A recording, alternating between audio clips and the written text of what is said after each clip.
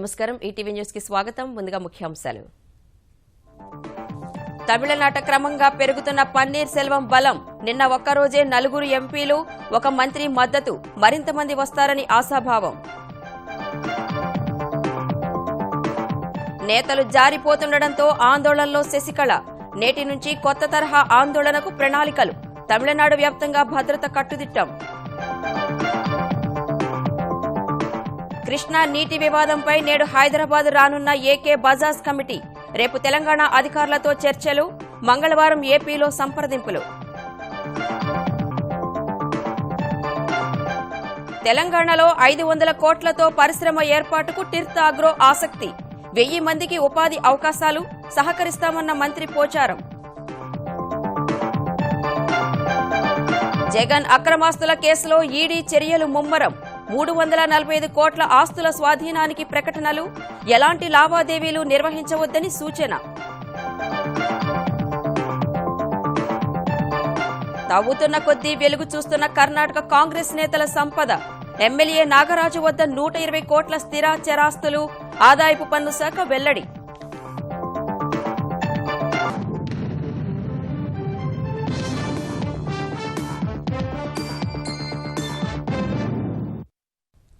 రాజకీయ అనిశ్చితి కొనసాగుతున్న తమిళనాట పరిణామాలు రోజురోజుకి శరవేగంగా మారిపోతున్నాయి. పార్టీ ప్రజాప్రతినిధులపై చిన్నమ్మ పట్టు జారిపోతుంటే ముఖ్యమంత్రి పన్నీర్ సెల్వానికి మద్దతిస్తున్న వారి సంఖ్య క్రమంగా పెరుగుతోంది. నిన్న ఒక్కరోజే 4 ఎంపీలు ఒక మంత్రి పన్నీరు పక్కన చేరగా మిగిలిన వారిని నిలుపుకునేందుకు శశికళ ఎమ్మెల్యేలతో సుదీర్ఘంగా సమావేశమయ్యారు.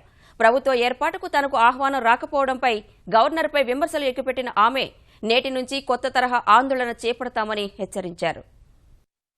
తమిళనాట రాజకీయ పరిస్థితిని తనకు అనుకూలంగా మార్చుకుంటున్న ముఖ్యమంత్రి పన్నీర్ సెల్వం శశికళను ఇరుకున పెట్టేందుకు మరో అస్త్రాన్ని ప్రయోగించారు. ప్రస్తుతం చిన్నమ్మ ఉంటున్న పోయెస్ గార్డెన్ను జయస్మారకంగా మార్చాలంటూ సంతకాల ఉద్యమాన్ని ప్రారంభించారు. తొలి సంతకం ఆయనే చేశారు. మరోవైపు రాష్ట్ర వ్యాప్తంగా అన్నాడీఎంకే కార్యకర్తలు ముఖ్యమంత్రికే మద్దతు పలుకుతున్నారు. ఆన్లైన్ సామాజిక వేదికల్లోనూ వివిధ జిల్లాల్లోనూ పన్నీర్ సెల్వానికి మద్దతు అనుకూల ప్రదర్శనలు కొనసాగుతుండగా నాయకులు కూడా అదే బాటన పయనిస్తున్నారు. నిన్న ఒక్కరోజే విద్యాశాఖ మంత్రి కె పాండ్యరాజన్, ఎంపీలు పిఆర్ సుందరం, కె అశోక్ కుమార్, వి సత్యభామ, వనరోజా పన్నీర్ செல்வாనికి மద్దத்து பிரகட்டிச்சார்.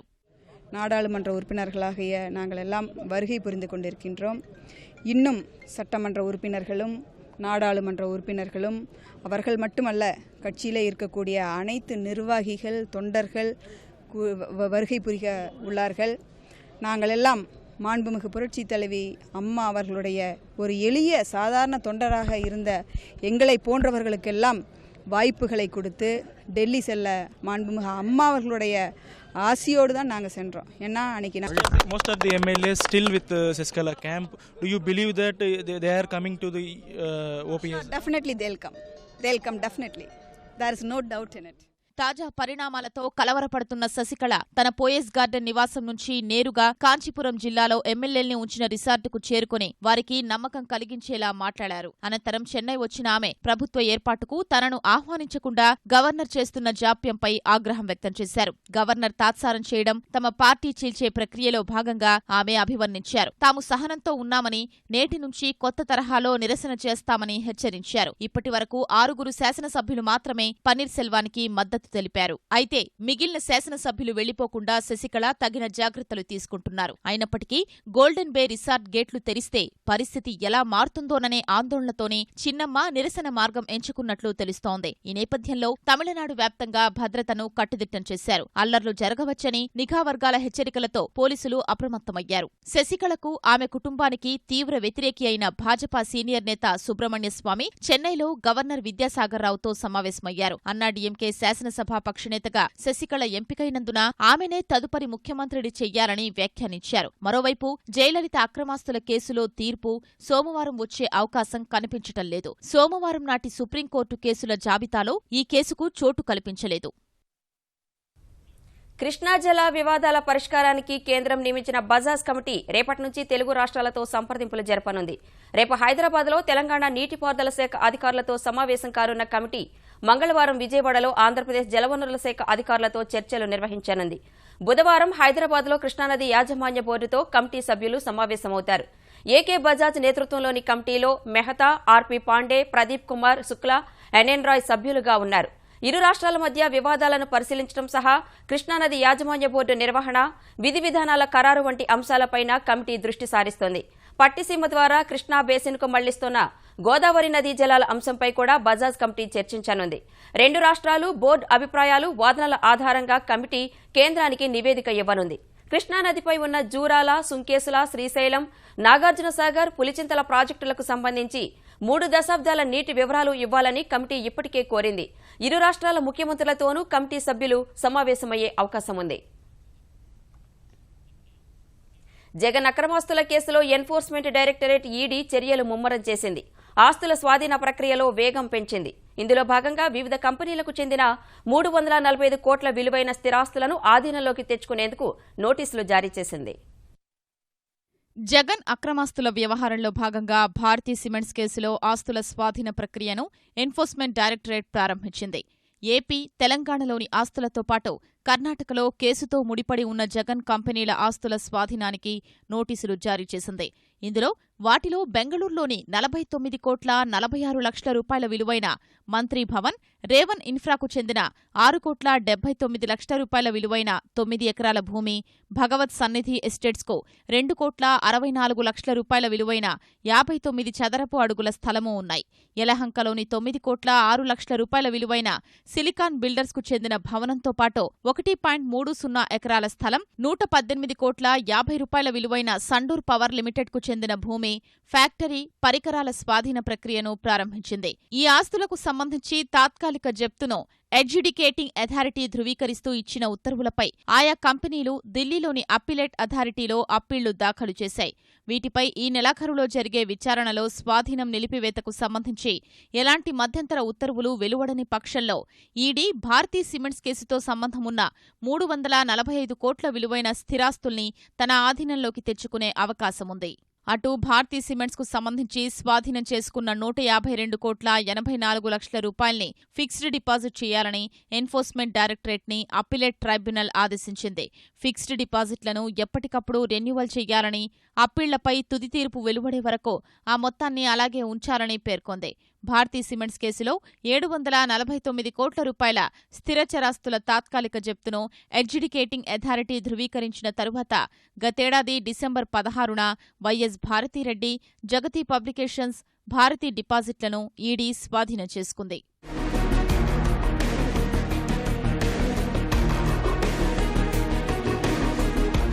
అడ్జుడికేటింగ్ అథారిటీ ఉత్తర్వులపై భారతీ సిమెంట్స్ అప్పీలేట్ ట్రైబ్యునల్ను ఆశ్రయించింది.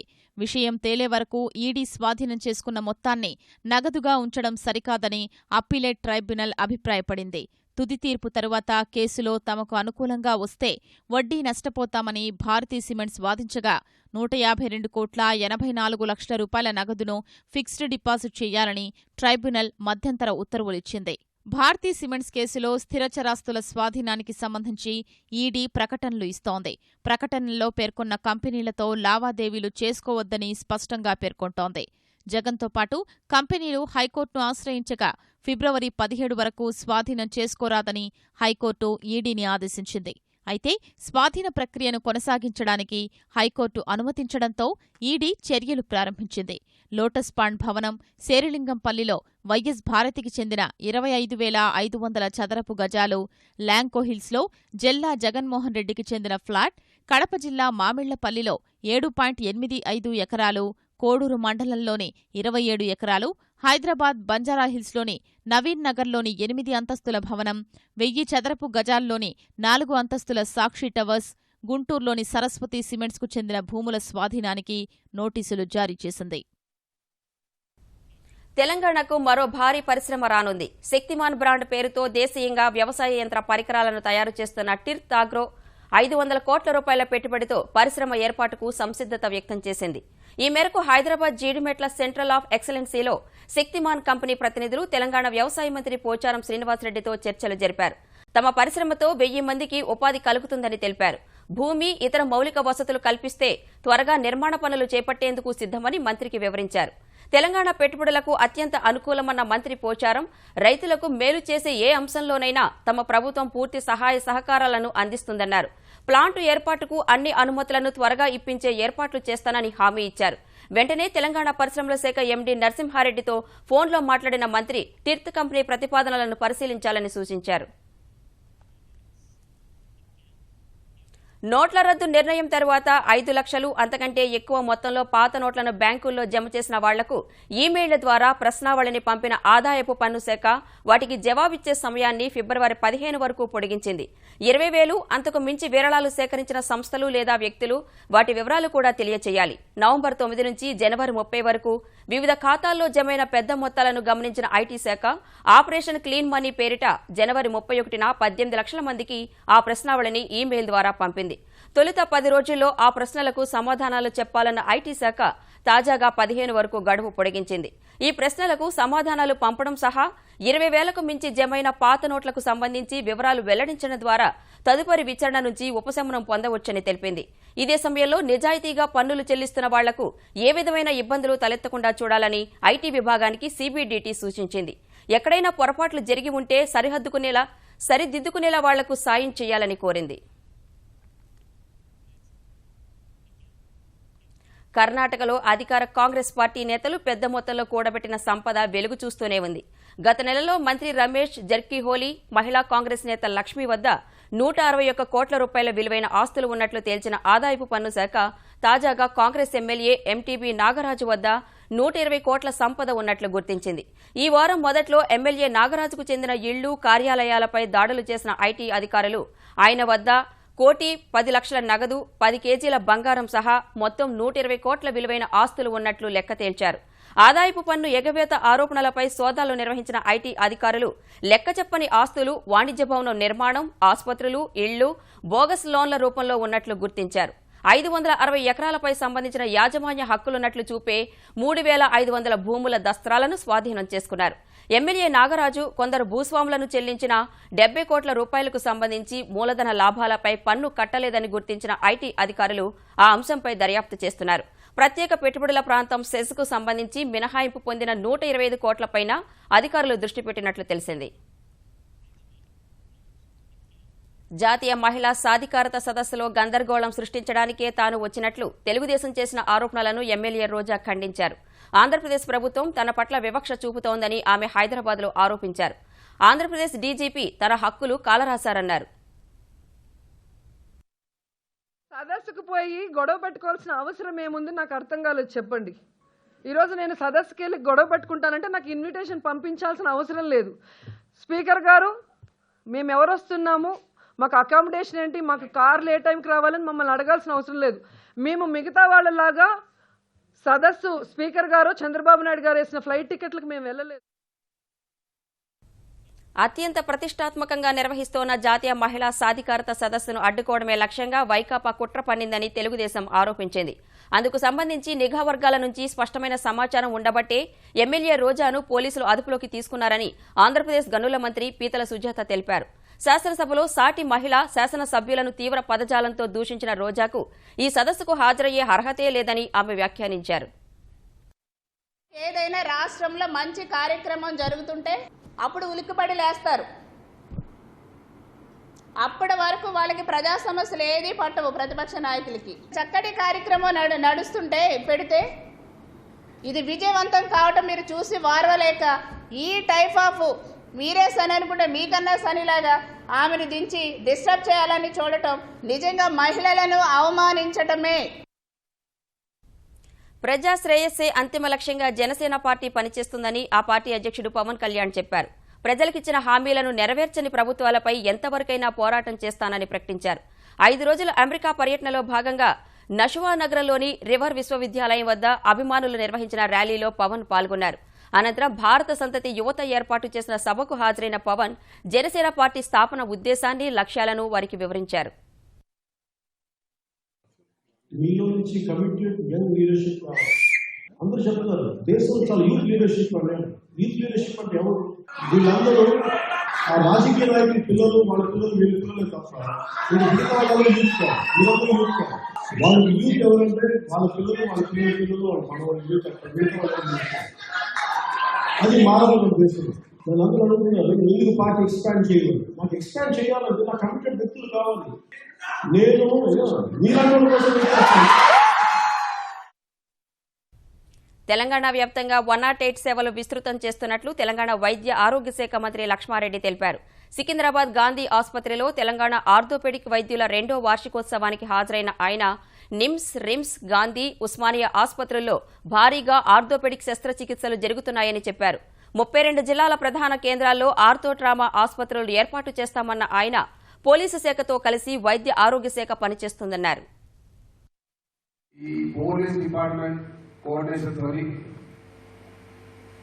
ఈ యాక్సిడెంట్స్ అయిన వెంబడే మరి పూర్తి స్థాయిలో వారికి ఇమీడియట్ చికిత్స అందించే దిశగా మరి ప్రభుత్వ పరంగా ఇప్పటికే చాలా చర్యలు చేపట్టడం జరిగింది. మరి చాలా హాస్పిటల్స్ లో ఈ ట్రామా సెంటర్స్ కూడా ఇంప్రూవ్ చేస్తా ఉన్నాం. సంప్రదాయ కళలకు కేసీఆర్ సర్కార్ పెద్దపీట వేస్తుందని నిజామాబాద్ ఎంపీ కవిత చెప్పారు. హైదరాబాద్ రవీంద్ర భారతిలో నిర్వహిస్తున్న అంతర్జాతీయ నాటకోత్సవాలకు కవిత హాజరయ్యారు. 6 రోజులు జరగనున్న ఈ ఉత్సవాల్లో తొలి రోజు ప్రదర్శించిన ఐ లవ్ నేచర్ అనే నాటకం వీక్షకులను ఆకట్టుకుంది. కళలన్నీ పూల పరిమళాలు వెదజల్లాలని, ప్రతి మనసు పరిమళంతో శోభిల్లాలని భావిస్తోంది national school of drama, Telangana రాష్ట్ర సాంస్కృతిక శాఖ.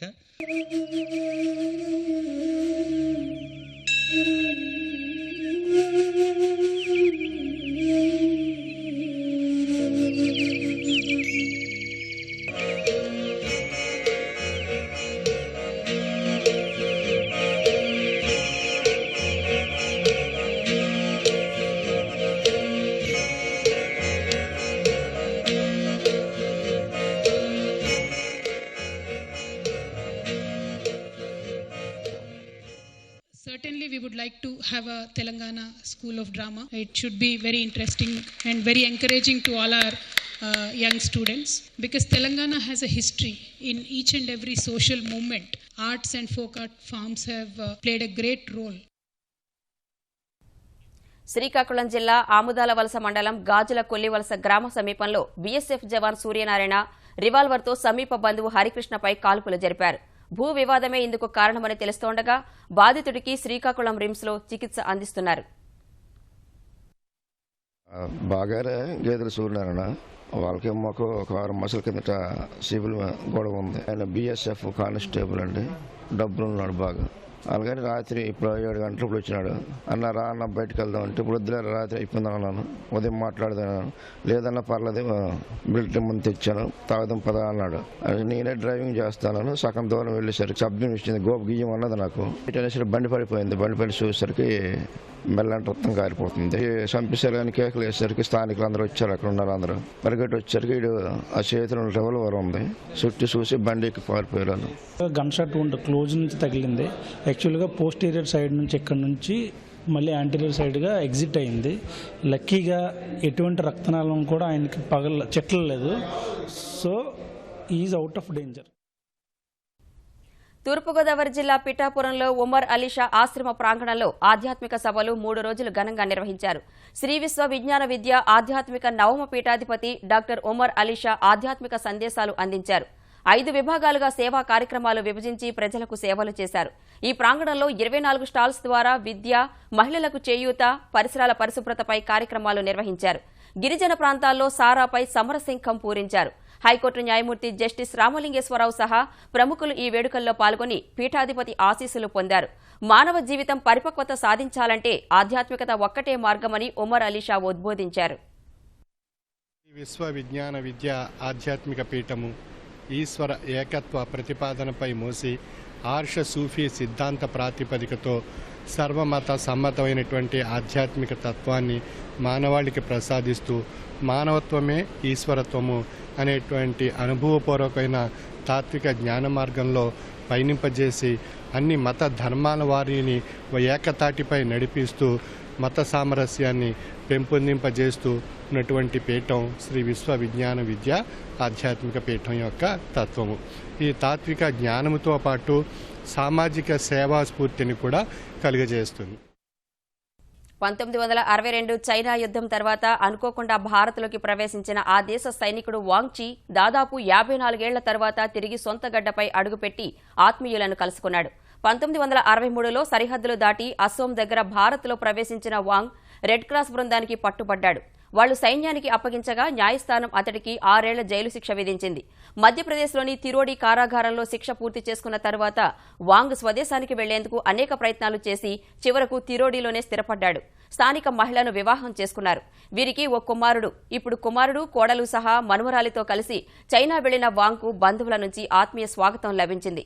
ఇన్నేళ్ల తర్వాత కలుసుకున్న ఆత్మీయులు వాంగ్ను చూసి కన్నీటి పర్యంతమయ్యారు. గత 54 ఏళ్ల జీవితంలో ఇదే మధుర స్మృతిగా పేర్కొన్న వాంగ్ తనను చైనాకు పంపించిన ప్రతి ఒక్కరికి కృతజ్ఞతలు తెలిపారు.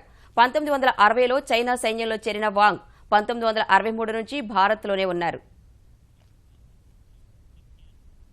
పేద ప్రజల అభ్యున్నతే నరేంద్ర మోదీ నేతృత్వంలోని ఎన్డీఏ సర్కార్ ప్రధాన లక్ష్యమని కేంద్ర పురపాలక మంత్రి వెంకయ్యనాయుడు పునరుద్ఘాటించారు. మరో కేంద్ర మంత్రి బండారు దత్తాత్రేయతో కలిసి హైదరాబాద్ కేశవ మెమోరియల్ పాఠశాలలో నిర్వహించిన పండిట్ దీన్ దయాళ్ ఉపాధ్యాయ సమర్పణకు వెంకయ్య హాజరయ్యారు. నోట్ల రద్దు ప్రయోజనాలు పేదలకు తప్పనిసరిగా అందుతాయని స్పష్టం చేసిన వెంకయ్య మోదీపై వ్యక్తిగత విమర్శలకు దిగడం కాంగ్రెస్ ఉపాధ్యక్షుడు రాహుల్ గాంధీ దిగజారుడుతనానికి నిదర్శనమని దుయ్యబట్టారు. మనిషి, ఆఖరి పంక్తిలో కూర్చున్న మనిషి, అట్టడుగున్న మనిషి, అతని యొక్క ఉత్థానమే మన యొక్క ప్రధాన ఉద్దేశం కావాలని దీన్ దయాళ్ జీ చెప్పాడు. ప్రధానమంత్రి కూడా అందుకే ఇవాళ last mile connectivity, reaching the last person and serving the down trodden, helpless people, suppressed people, oppressed people, depressed people. That is the priority of this government. ETV news సమాప్తం. నమస్కారం.